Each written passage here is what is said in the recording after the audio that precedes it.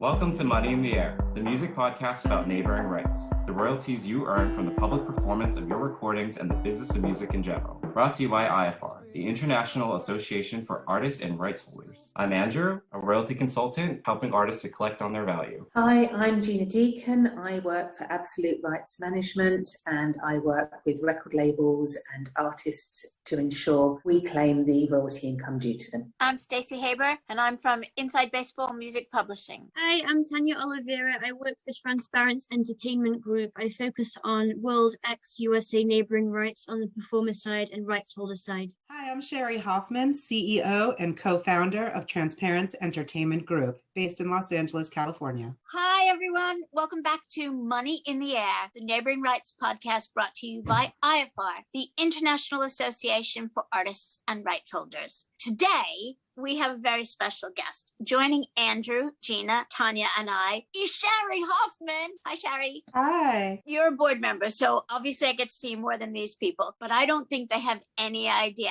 just how glorious you are and what a star you are in neighboring rights. So thank you so much for making the time. Oh, that's so sweet. Thank you, Stacey. It's my pleasure. You're very welcome. But now, hard work, because we're focusing on the differences between the US and the rest of the world. If you had to pick out one big glaring difference, what would it be? The lack of being allowed to get paid, performers and producers of music, for terrestrial radio here in the United States. And why is it? Why don't you get paid for terrestrial? And why don't you pay the rest of the world for terrestrial? This has been going on for almost 100 years. The National Association of Broadcasters has deep pockets. Their argument that they're providing a service to artists by promoting their music, but as we all know, terrestrial radio is getting thinner and thinner as digital radio starts becoming larger and larger and being able to be used in automobiles. And also they're trying to exploit their smaller stations. But the legislation that I'm about to talk about discusses a little bit that it's not going to be any harm to the smaller stations that are involved. Andrew, how did it start? So you're both in LA and you know the history. Was it about lobbying power back in the day when royalties were set up? Yeah, as Shari just mentioned, the broadcasters have deep pockets, and they lobbied that it was promotional for artists to get airplay on radio. And music compositions being older, they had already been set up to pay out public performance by the time sound recordings were recognized as a copyright. It was a little bit later in the game, so broadcasters had the influence to say that it was promotional material for artists and record labels. Recordings didn't get a federal copyright until the 70s. Anything pre-70s was common law copyright, but not the P in the circle, the phonographic copyright. And back in the day, not only did you not get paid for being terrestrial, you paid them if you wanted some play, Pride of Time, morning drive, afternoon drive. It's about strength in lobbying. Fair, or is it? Tanya, isn't that fair? Whoever has the leverage makes the legislation. Just because it was different in the UK, why should we be angry at the US for not paying us? That's a great question. I think it depends on the culture and I guess, the strength of those in power. I suppose with Europe, the EU and the economic area has been in existence for a long time. So I feel like all the member states had shared interests and there's more power when there's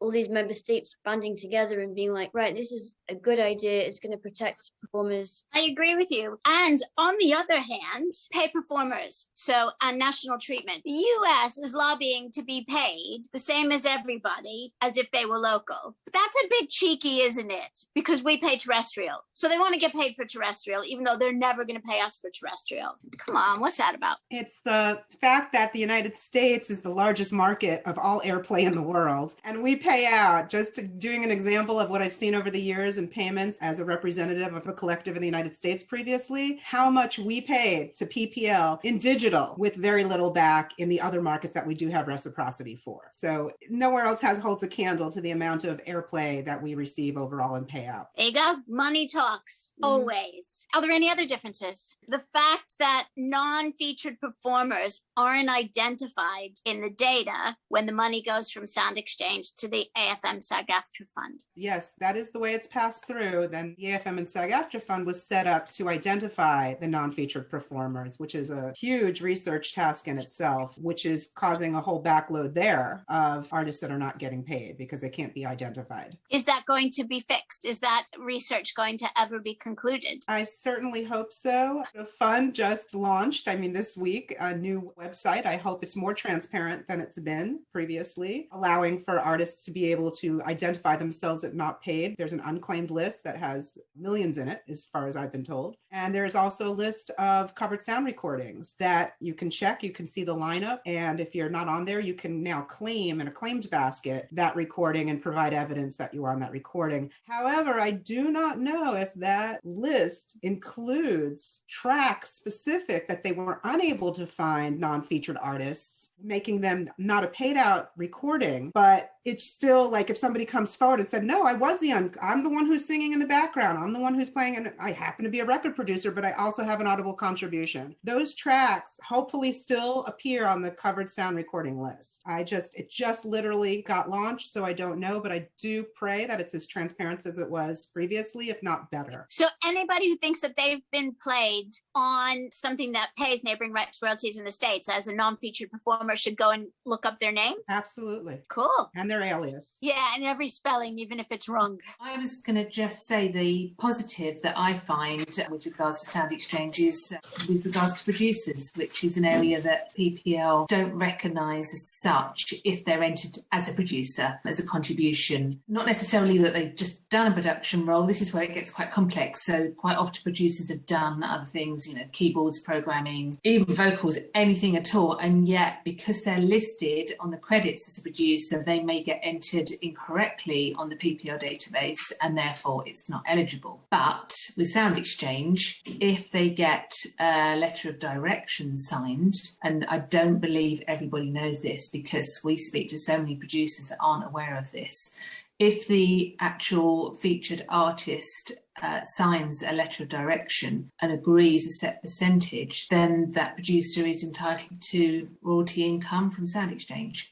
They're entitled to income from the featured artist share of what the featured artist would normally get, which is 45%. What I was mentioning also was a particular producer who had an audible contribution and their roles were clearly identified, or they have evidence to prove that they had an audible contribution, may be entitled to royalties from the AFM and SAG-AFTRA fund as a non-featured performer. So he or she can get both? Potentially. Cool. Very cool. Nowadays, I always advise producers to list the instruments that they have any audible contribution, background vocals, instruments, and get credited as a producer. Also, if there are multiple featured artists within the featured artist share, you have to get LODs from every single one to add up to your true producer royalty percentage. So you could be eligible for both producer royalty pool via a letter of direction and AFM royalties as a non-featured. I wanted to promote the lobbying of what's going on right now in the United States. Fair play, fair pay. That was introduced along with part of the Music Modernization Act, which did pass. However, that legislation, that was back in around 2017, was left off the table and went back to the drawing board. New Congress came in, and then it got reintroduced 2019 as the AM/FM Act, Ask Musicians for Music. That's what the acronyms. On June 24th, the Recording Academy worked with Nadler and Blackburn here, who's been doing this legislation all along, to come up with the AMFA, the American Music Fairness Act. That is what is now called. It morphed into that. It's on the table. I wanted to give all our audience out there the URL of how you can help and say your piece to your personal congressman. You need a zip code in the United States, but you don't have to be a Recording Academy member. It's not just the Recording Academy. It also includes the Music First Coalition, which is made up of a group of other organizations, but it's getting a lot of attention right now. Dionne Warwick is up on the Hill on the 24th to lobby for this. I just filed mine to my personal congressman. Dear Congressman, for nearly a century, American radio stations have exploited a loophole in the law that has enabled them to broadcast music without compensating the music makers behind the sound recording. This injustice has allowed major broadcast radio conglomerates to earn billions of dollars annually without a single cent going to the artists, performers, instrumentalists, and producers who make the music. This loophole has left American artists and studio professionals as one of the lone professions in the world where their work can be taken without permission and without compensation.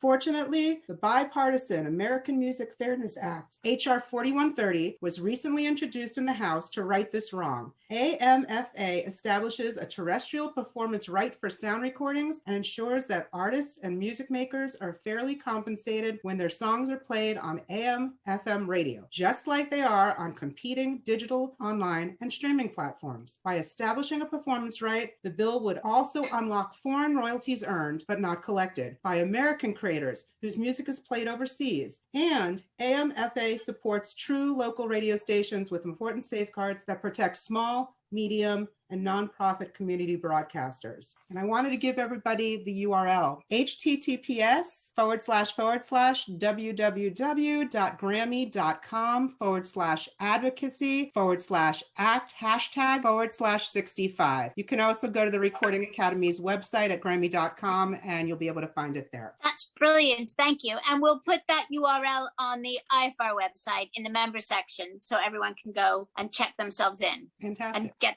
the language for their congressman. That is brilliant. Thank you. So what do we think that means in terms of the rest of the world? Will they now adopt national treatment, do you think, more easily? If this passes, I would certainly guarantee it. It would open up a floodgate of billions of money to be passed into US market, but vice versa. We would be sending out radio airplay for all artists, whether they're based in the United States or all over the world. That would be amazing. Writing an inequity after all these years, really good start. If there's any counter argument to that digital radio is eventually just going to take over AM/FM radio, well, I don't foresee that happening in the next 5-10 years, maybe, that we'll have a shift. And it's still a $15 billion industry for AM/FM radio. So it's like, yeah, it's eventually going to phase into digital, but when? And we're still leaving money on the table or not paying artists and rights holders in the interim. I agree. Cool. And it doesn't matter how long it takes, and it doesn't matter how many dollars it is. Fair is fair. Thank you very much. If you have any questions that we haven't answered, please write to us at info@iafar.co.uk and become a member. Then you can email us all the time. Go to ifar.co.uk, hit that join now button. Remember, we want to hear from you and we want to help you. Thanks for listening. Have a great week.